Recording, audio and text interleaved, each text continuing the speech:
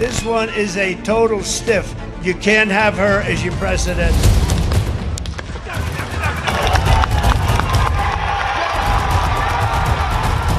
The consequences of him ever being president again are brutally serious. Brutally serious. You're a vice president. We will make America great again. Are you better off now than you were 4 years ago? We are not going back. We're not going back. We're not going back.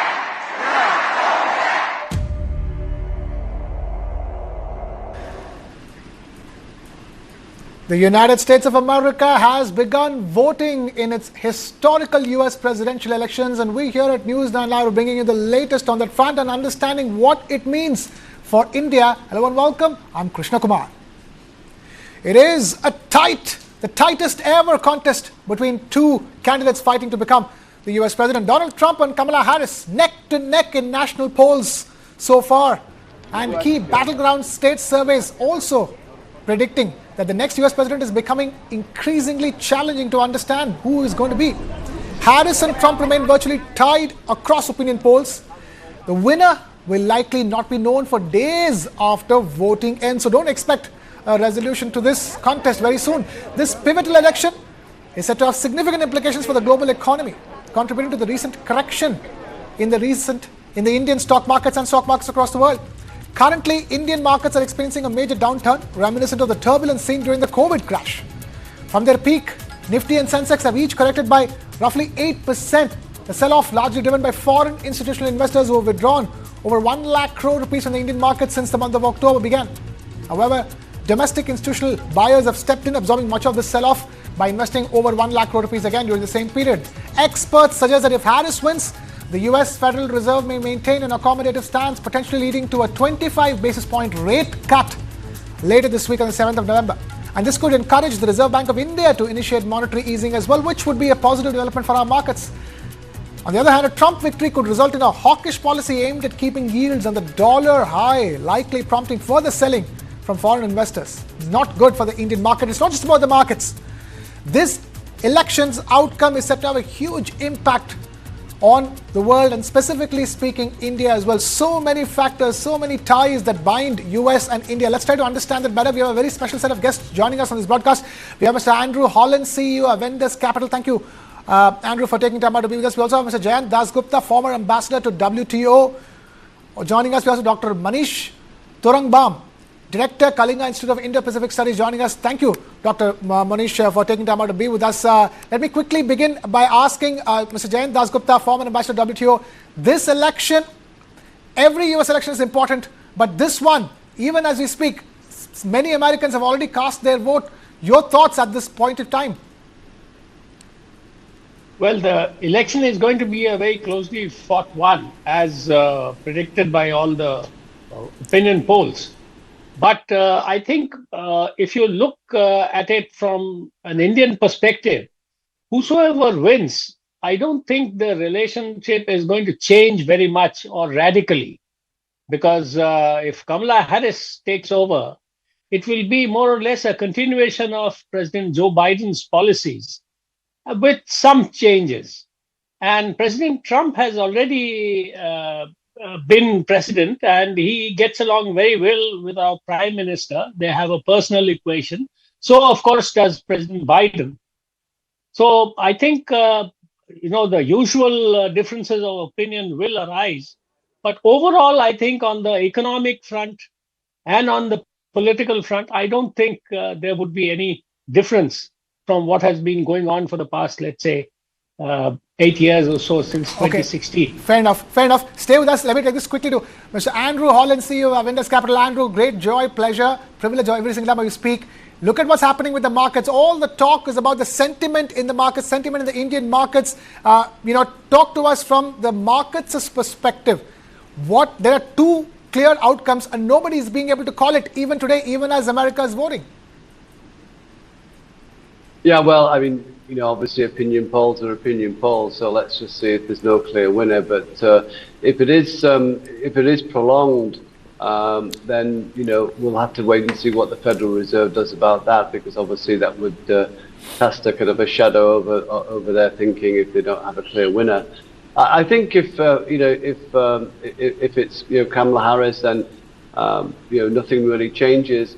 Probably means a weaker dollar, which isn't bad for emerging markets, going forward. But obviously, there might be worries over the fiscal deficit going ahead. I think if former President Trump wins, then it could be more dollar strength, and that won't be good for emerging markets. And of course, all the tariffs that we could that might be imposed, I think would have quite a global impact, and particularly hurt emerging markets and Europe. So that could see slowing world growth, and that wouldn't be great for India in that scenario. Although obviously our domestic economies remain strong, so we could be seen as a bit of a safe haven. But that would be the best I could really kind of think about it under a Trump presidency. Okay, that's a Trump presidency, but right now we're not sure if it's going to be a Trump presidency. If I were to pointedly ask you, for all the losses that the markets have sustained, in the recent past by foreign investors moving out of India stock markets, what do you think can reverse this trend? Do you think this trend will reverse anytime soon? So many, retail investors watching us are wondering, will the results of the American election turn the tide for Indian markets? And if so, what would be that result? See, if former President Trump gets in, it's probably more market, positive because of tax cuts and everything else that could happen under his leadership. So that would be bad for markets. But it's the tariffs which would impact, China and Europe and everywhere else, which I think the market would worry about. And of course, that's probably more dollar positive as well. So, that doesn't lead to flows to emerging markets. And of course, this week we'll see what the Chinese do. And I think that's really where the money flows are looking to see what happens, not only for the elections, but what also happens with China. And I think that, the money's ready to kind of go back into China if the economic policies and stimulus is starting to work, which it seems to be kind of at least steadying the ship. So now it just needs, an extra kind of push, and I think investors will start to look at China because of the cheap valuations compared to India. And of course, India, just looking outside of what's happening globally, there's no real catalyst for our market at the moment because, earnings have been poor. The government's not spending as much as I think we were hoping for, along with the private capex. So there's no real upturn in earnings I can see between now and the end of March. Okay. Stay with us. Let me quickly take this across to Dr. Monish Turangbam, Director, Kalinga Institute of Indo-Pacific Studies. Dr. Monish Turangbam, the question I have to ask you is this: economy and the markets are one thing. Then is, of course, the huge geopolitical importance of an event like this for the world and for India. Yeah, of course. I think, it has huge geopolitical import. Whoever is going to win in this election, and as you rightly said, maybe we have to wait for a couple of days to really get into the results. Some of the strategic trends will of course continue.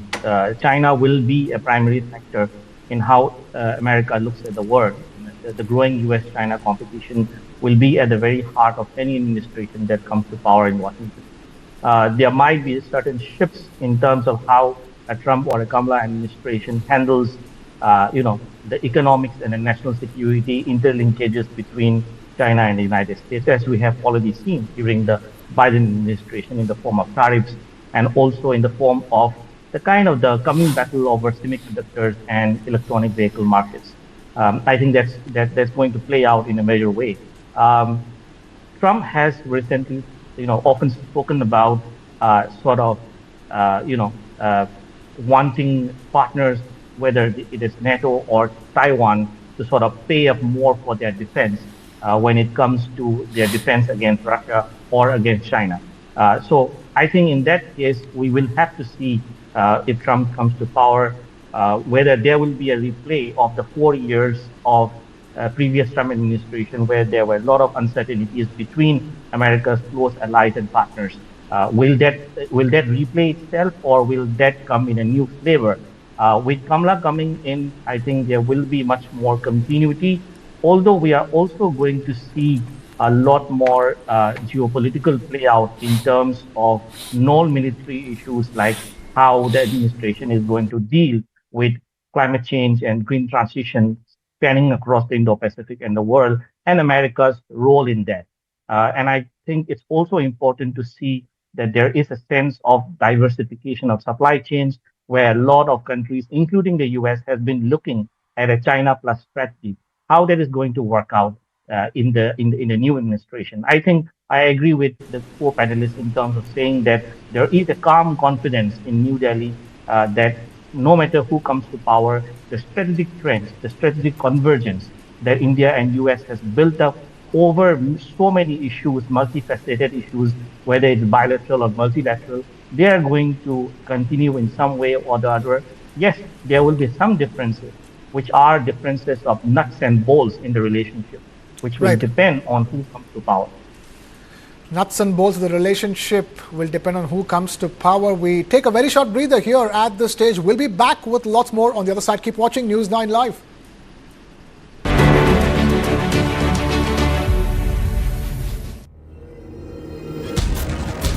The next Indian icons, beating everyone on the globe. B6E and XEV9E.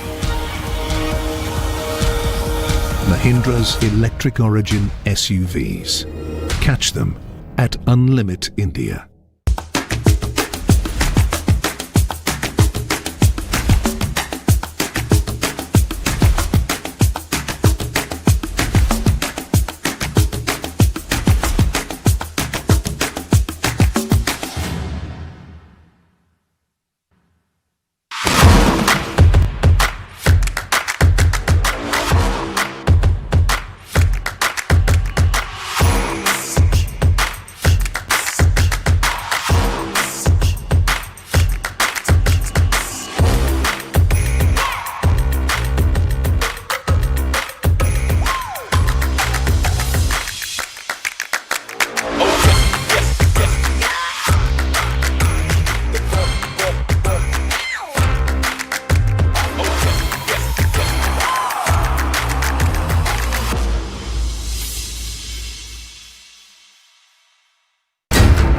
How do you fulfill that promise? Because ultimately expectations have to be met. If you look at the political landscape, is it really changing for women?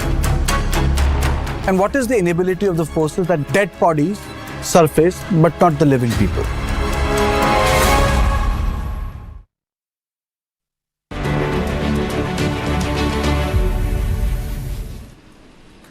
You're watching News 9 Live. I am Krishnakumar. We are getting you latest coverage of the American elections that are underway already as we speak. Some states in the US have already begun voting, and some will begin voting in a short while from now as America votes in a historic election.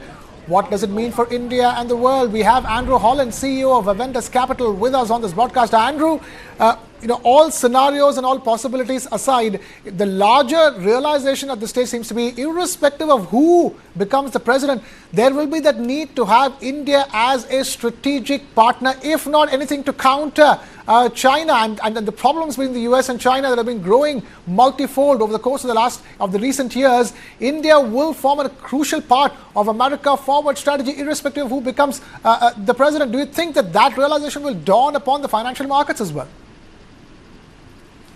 I think the financial markets have been playing this out, Krishna, for quite a long time now, haven't they? I mean, if you go back 3 months ago, and this is where the markets kind of is different from what you're talking about relationships.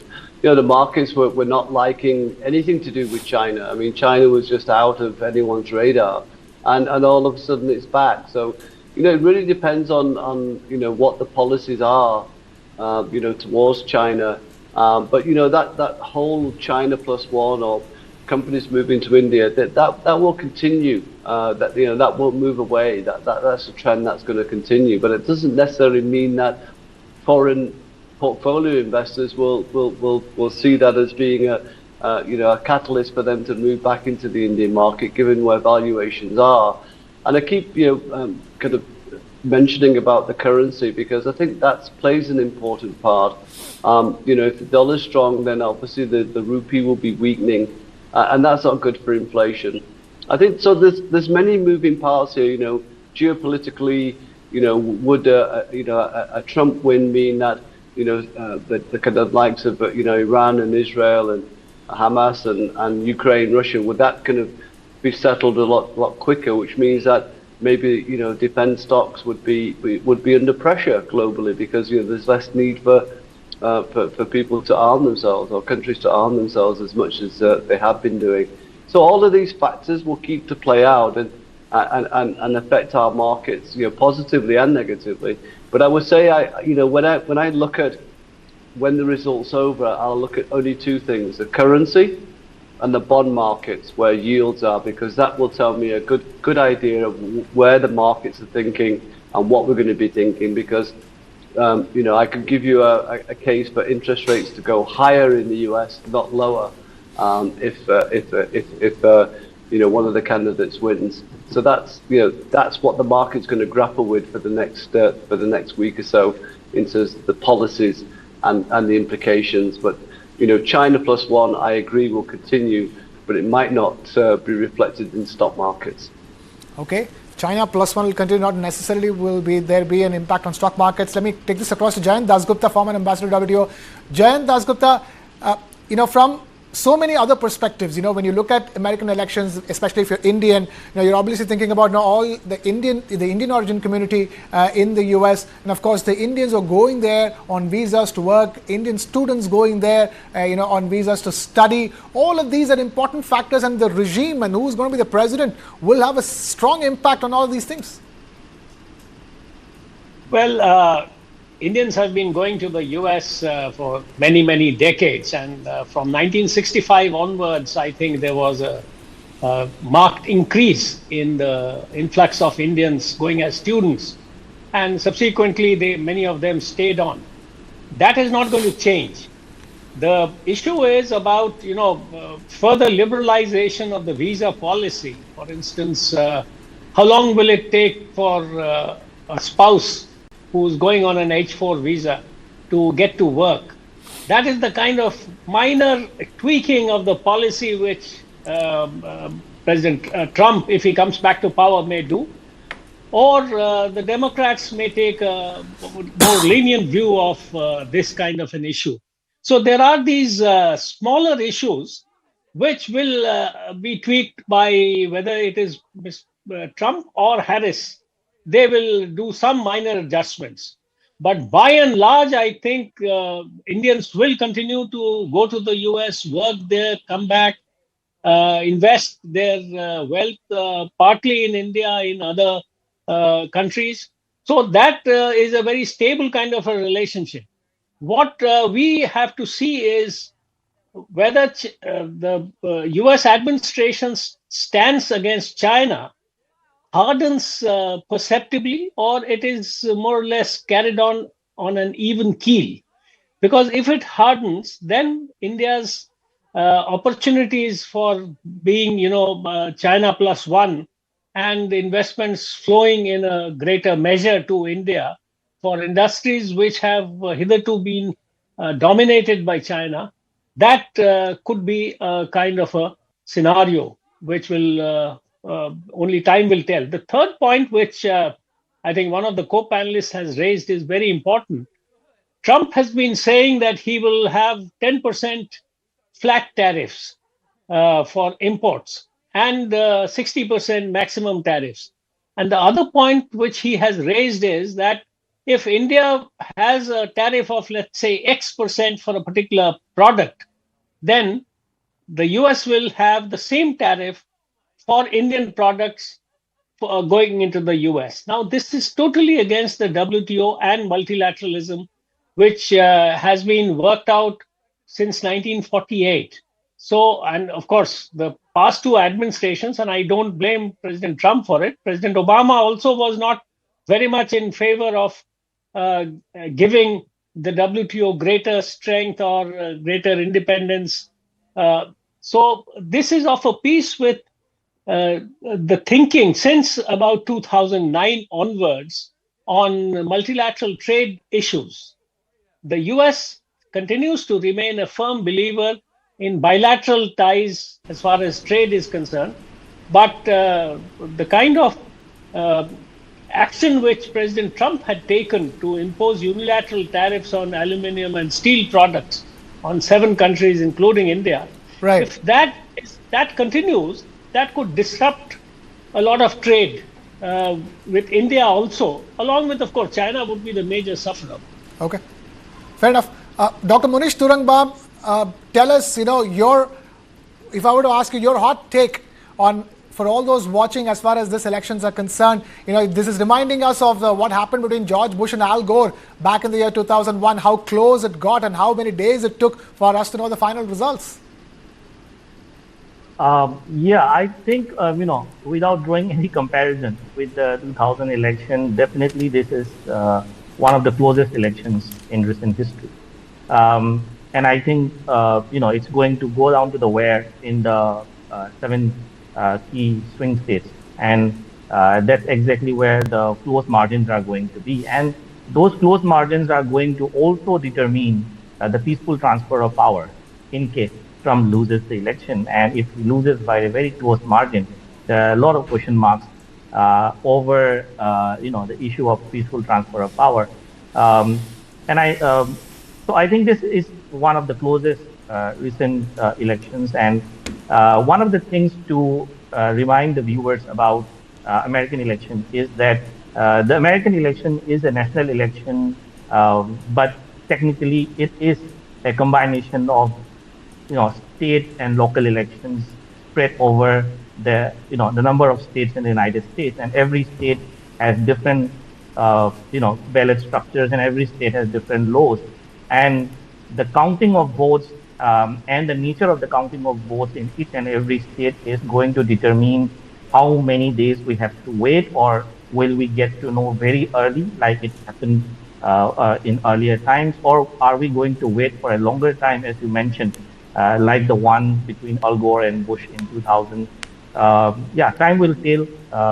Let's hope that this is much more peaceful than the one we have seen in 2020, ending with January 6, 2021. We hope that doesn't repeat in American democracy again. We will leave it at that. Dr. Munish Turangbam, Director, Kalinga Institute of Indo-Pacific Studies. Thank you so much for taking time out to be with us. And of course, Mr. Jant Gupta, former ambassador to WTO. Thank you so much for being with us over here. And Mr. Andrew Holland, CEO of Avendus Capital. Always a pleasure talking to you and getting some wisdom as far as the stock markets are concerned. Thank you so much for taking time out to be with us here on this broadcast. Very special broadcast. We here at News 9 Live are getting you live coverage, the latest coverage, even as America votes and decides who will be its next president. And with that, we're completely out of time here on the show. Thank you so much for watching. This is Krishnakumar signing off.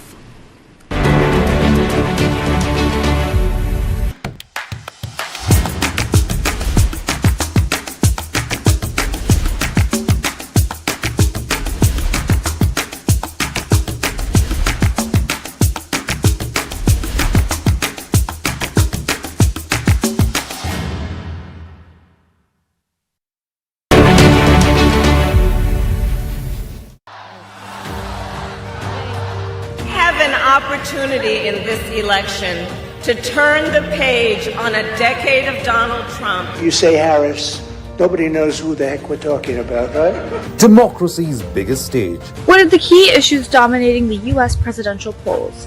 I'm Hamza Kambazai, coming to you with all the updates from Washington, D.C. Take a look at what happened. A grand presidential contest. I'm Ujjwal, and I shall get you minute-by-minute updates on the shifting voters' mood in the U.S. presidential elections. News 9 captures the moment.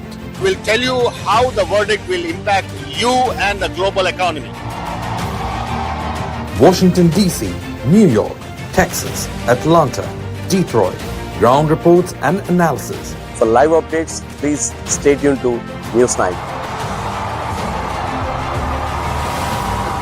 Stay live with News 9.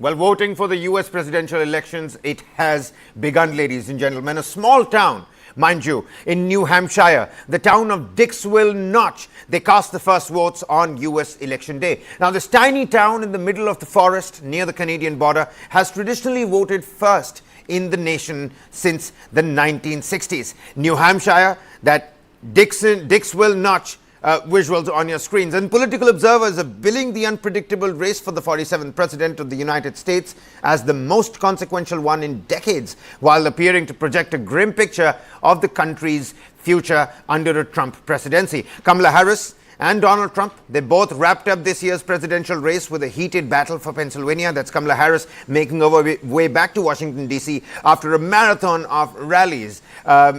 Of course, the heated battle ended up in Pennsylvania on Monday, both of them making their final appeals to voters in a state that could be pivotal in deciding the next president.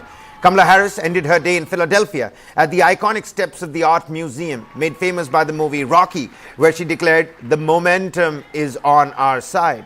Earlier, she had also visited Allentown, Scranton, and Pittsburgh, and made a stop in Reading to connect with the voters at a Puerto Rican restaurant, even canvassing door-to-door alongside campaign volunteers. Meanwhile, Donald Trump, he began his day in North Carolina and wrapped it up in Michigan, but made stops in Reading and Pittsburgh along migrant crime and promises to revitalize America. With your vote tomorrow, we can fix every single problem as of Sunday, according to the University of Florida's election lab, which tracks early and mail-in votings across the United States. But take a look at this. Here's how the election will certainly pan out. Take a look at that. In Alaska, the polls are going to open at 9:30 p.m. All of this is Indian Standard Time. In Arizona, the polls are going to open at 6:30. Arkansas is going to see it at 7.